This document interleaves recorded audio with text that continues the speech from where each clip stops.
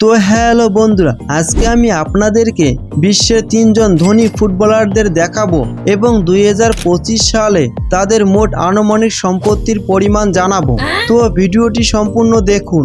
Number 3, Neymar junior. Neymar জুনিয়রের আনুমানিক সম্পত্তি $250 মিলিয়ন থেকে $350 মিলিয়ন হতে পারে। Number 2, Lionel Messi. মেসির আনুমানিক সম্পত্তি প্রায় $650 মিলিয়ন থেকে $850 মিলিয়ন পর্যন্ত হতে পারে।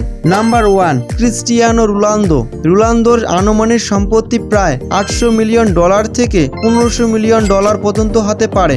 বন্ধুরা, এই 3জন প্লেয়ার শুধুমাত্র মাঠে নয়, মাঠের বাইরেও তাদের বুদ্ধিমত্তা ও ব্যবসায়িক সিদ্ধান্তের মাধ্যমে বিশাল সম্পত্তির মালিক হয়েছে।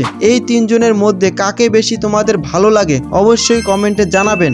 আর এই রকম ভিডিও পেতে চাইলে অবশ্যই আমার এই চ্যানেলটি সাবস্ক্রাইব করে রাখবেন।